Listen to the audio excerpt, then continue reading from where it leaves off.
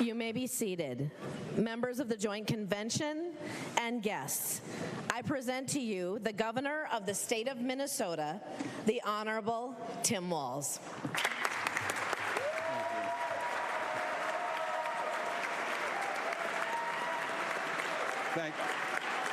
Thank you all.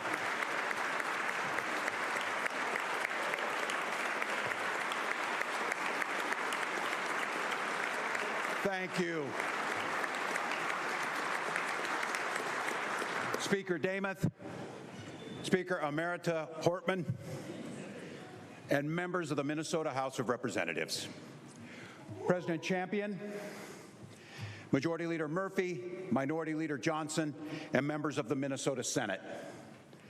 Madam Chief Justice, and members of the Minnesota Supreme Court, Chief Judge Frisch.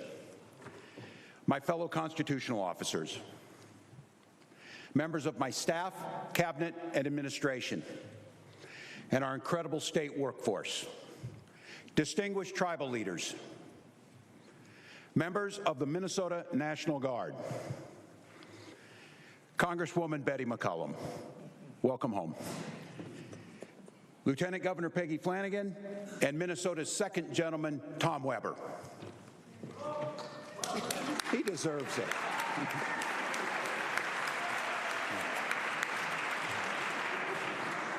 Minnesota's First Lady, Gwen Walz.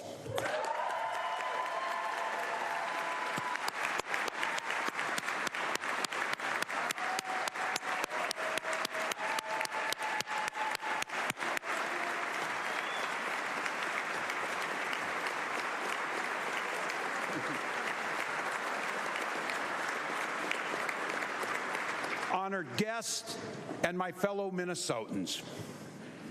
Over the last 6 years, Minnesotans have been writing a story about what it means to govern like good neighbors, with decency, with common sense, but also with courage and ambition, and above all, an abiding commitment to making life a little bit better for the people we serve.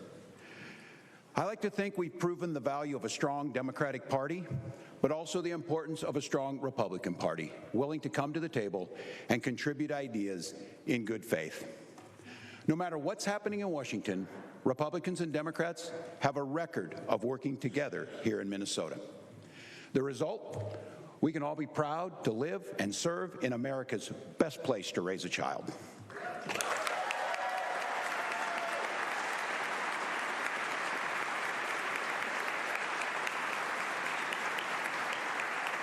And I'm not the only one who thinks so. The rest of the nation has taken notice of what we've done here in Minnesota and how we've done it. The truth is, no matter where you go in this beautiful country, people tend to want the same basic things out of the American life. And when I say basic things, I mean things like a meaningful work, safe neighborhoods, good schools, affordable health care. But I also mean something more, something that's a little bit harder to define or to quantify. People want security. They want to feel like their life is built on a solid foundation that won't fall away if something goes wrong. People want opportunity. They want to feel like they can get ahead instead of just trying to settle for getting by. And they want their kids to have chances that they never had. And maybe most of all, people want freedom to live their own lives the way they want to live them, even if it's not the way their neighbors would want to live their lives.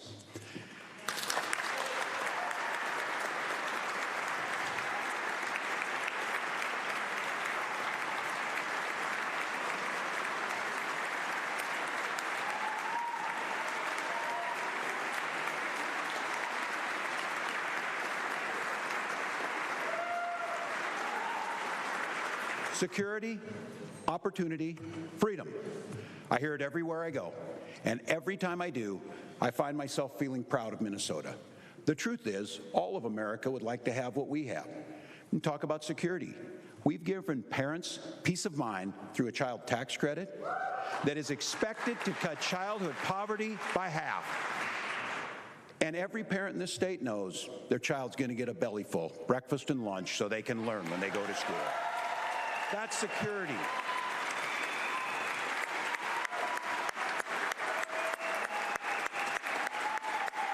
That's security.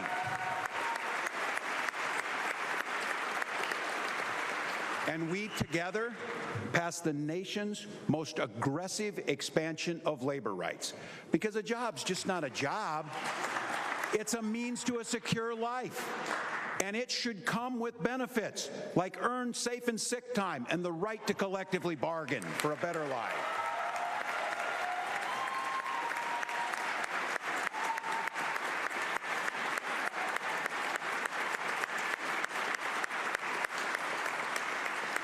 Financial security, job security, and we've invested collectively together time and hundreds of millions of dollars in fighting crime.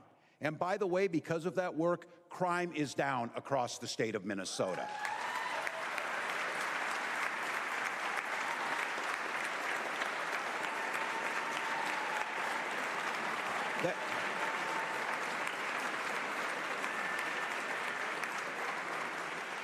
I'm trying. That is something to celebrate. That is something to celebrate. We've worked together to eliminate Social Security's taxes on the vast majority of Minnesota's seniors so nobody's parents will choose between prescription drugs and groceries.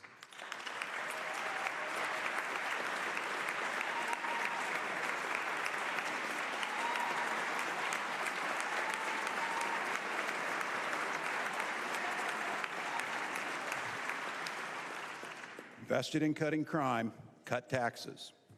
Those are things to celebrate. And in just a few months, we'll have one of the nation's most generous family and medical leave policies because no one should worry about losing their income while taking care of a loved one.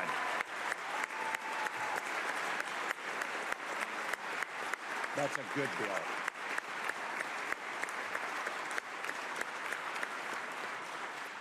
And when it comes to opportunity, we've passed unprecedented funding for public education, and we worked in a bipartisan manner to make sure our kids actually get the benefits from that funding by enhancing our literacy programs together.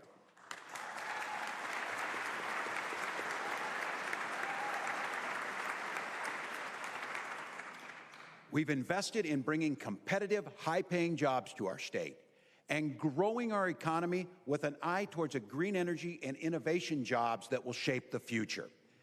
We're not just one of the best states in which to start a business, we're proving to be one of America's most popular states to grow a business. Just look at Philips, Solventum, Sofidel, and the Mayo Clinic, investing billions to create thousands of new jobs right here in Minnesota.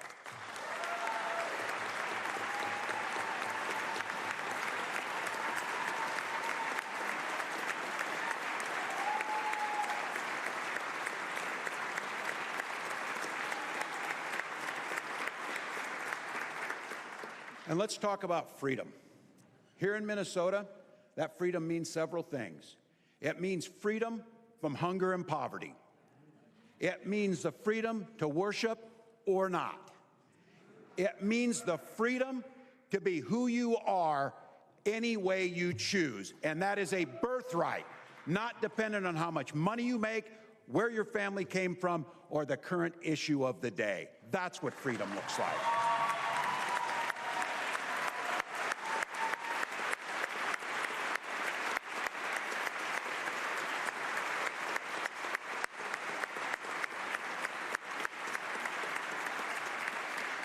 Those are the things that make Minnesota great. That's why we are America's best place for kids. And it's also the reason I love serving in this job with all of you. Now tonight, with the state of our state as strong as it's ever been, we gather to write the next chapter in this great Minnesota story. But I can't help but point out that we also gather at a moment of great uncertainty for our nation. And let's be honest, this uncertainty, this chaos is no accident.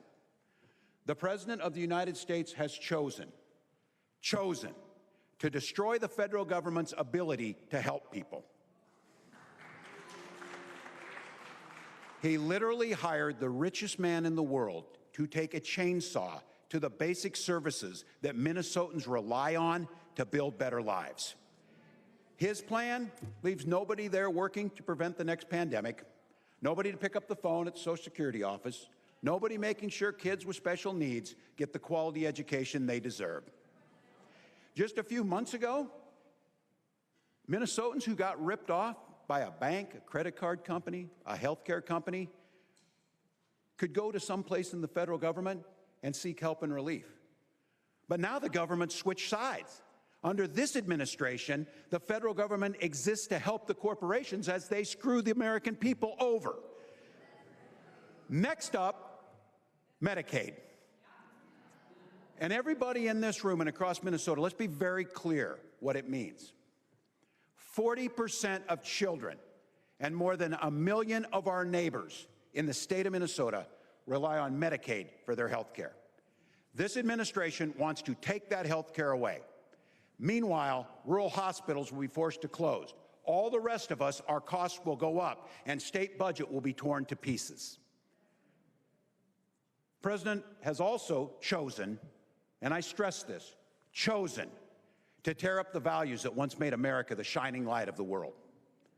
Now, in this land of the free and home of the brave, we have university students being swept up, shoved into unmarked vans, and fathers being tossed into Salvadorian gulags without a hint of due process. So I want to be real clear about this. If you say you love freedom, but you don't believe freedom is for everybody, then the thing you love isn't freedom, it's privilege.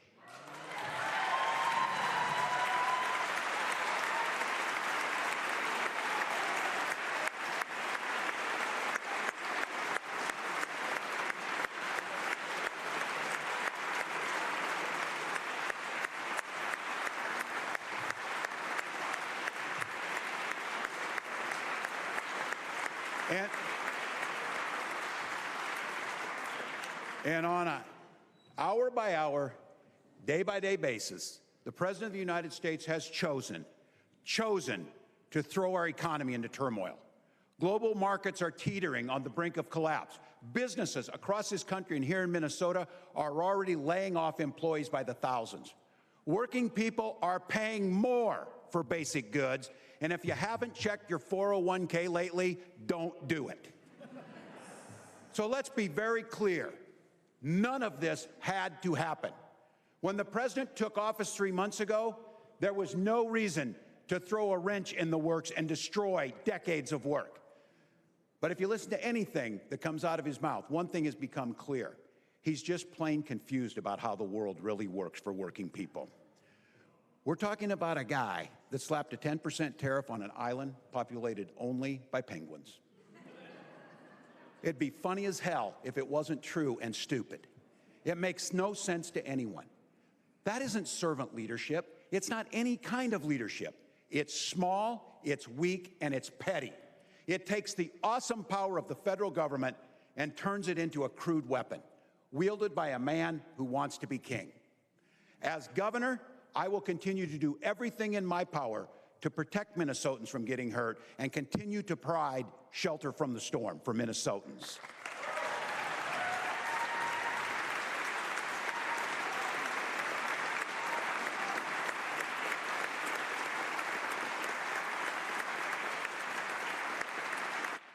But I want to be clear.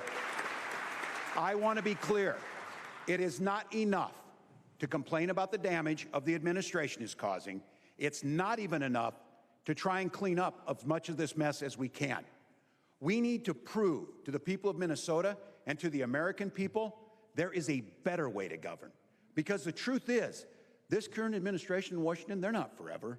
These small petty men will disappear into the dustbin of history, and when they do, there will be an opportunity and an obligation to actually rebuild government so that it works for working people.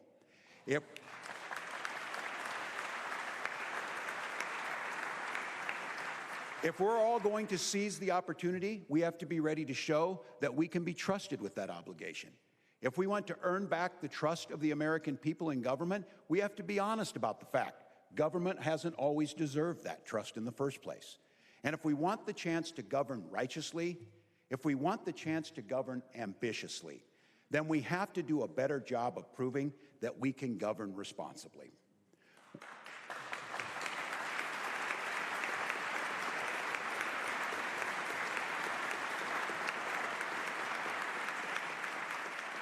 Which brings me to this year's budget.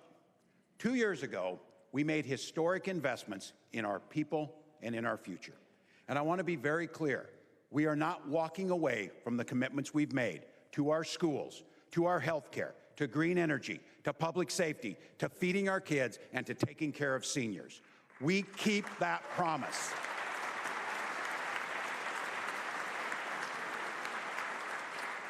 In fact, it is just the opposite. This year's budget protects those ambitious investments by embracing a spirit of responsibility and addressing some long-term budget challenges so that future leaders don't have to make impossible choices. So let me explain a little bit on this. Years ago, before many of us were here in St. Paul, members of both parties made a series of choices specifically around human services spending that has put us on a path of unsustainable cost growth. In just a few years, the biggest of these human services programs will eat up $1 in every $8. We could ignore the problem for now. We'd have a surplus after this year. The wave won't crash this year, but it will crash. But while the problem was not the fault of many in this room, the solution should be our responsibility.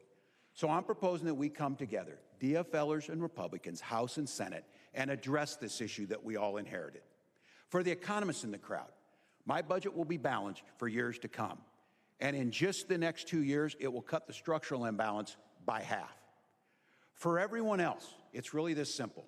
Right now, we are the most generous state in the nation when it comes to the programs and services providing people with disabilities, and we should be damn proud of that.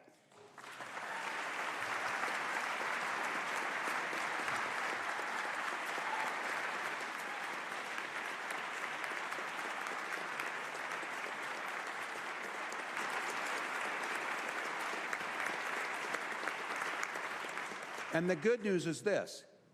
After my budget is passed, we will still be the most generous state in the nation when it comes to these programs and services. And because of the efficiencies that we proposed, we will be able to continue being the most generous state in the nation for many years to come. Bottom line.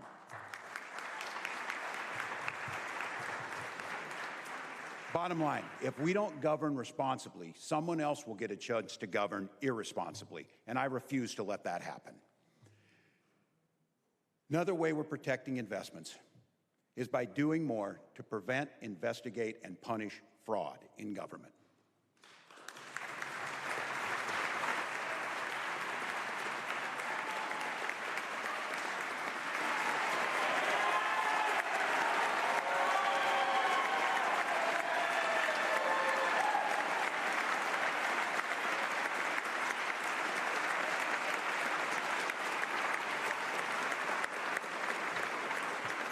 We all agree. I thought you'd like that. But look, it's easy to demagogue government spending. The truth is, as long as there have been programs aimed at helping people, there have been people looking to steal from those who need them the most. We've made strides in catching the bad actors, stopping their schemes. We've sent a lot of crooks to prison, but we can do more. Minnesota should have a zero-tolerance policy when it comes to misuse of taxpayer dollars and theft. And earlier this year, we took action.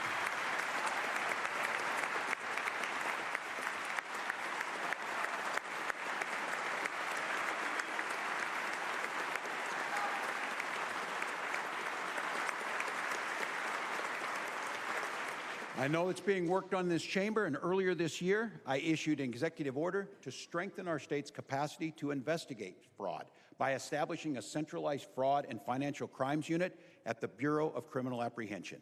I have a proposal before this chamber to use artificial intelligence to sniff out and catch the bad actors before they get their hands on the money, and a proposal to increase criminal penalties for theft of public funds by 20%.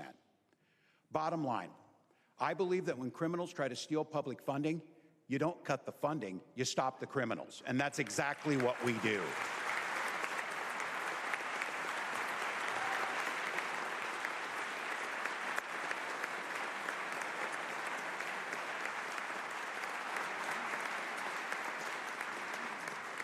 We're also working to improve the efficiency and customer service across state agencies. It's not enough to just spend taxpayer money responsibly.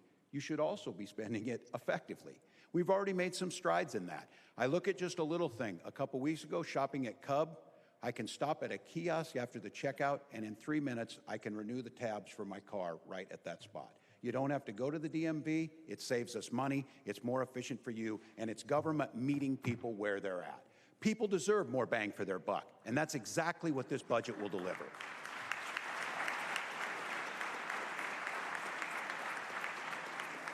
Look, we're not the only ones that are undergoing scrutiny and looking at our budgets. Families across this state are sitting down at their kitchen tables trying to figure out how they're going to afford the president's tariff tax.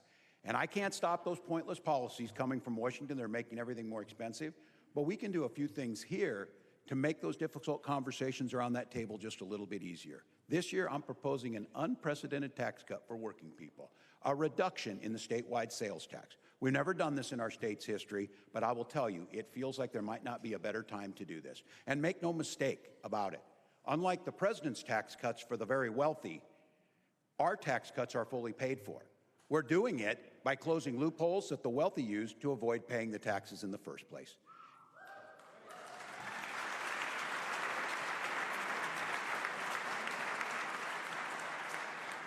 Yes, and we're going to do this. Finally, we're going to ask the big health insurance companies to start paying their fair share with a reasonable increase. A reasonable increase that hasn't been raised in decades on the surcharge that we already ask HMOs to pay. Even as the administration pushes for nearly $1 trillion in cuts to Medicaid, which would shift the cost to states like Minnesota, we're making sure that that burden doesn't fall on working families. It can fall on the insurance companies.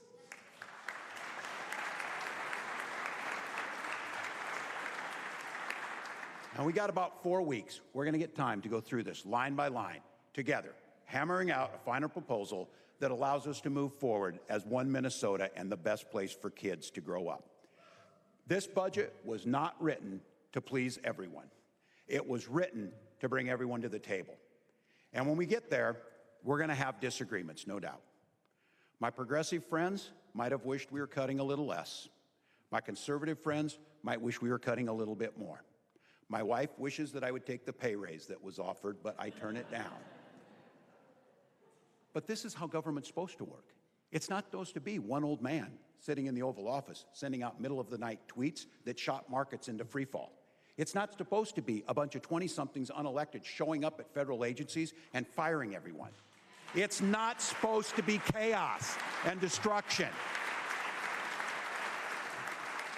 It's supposed to be good people elected by their neighbors with differing opinions coming together to negotiate in good faith. Our legislature is narrowly divided, but I believe we can unify around those ideas: security, opportunity, freedom. I believe we can continue to make Minnesota the best place to live, work, and raise a family.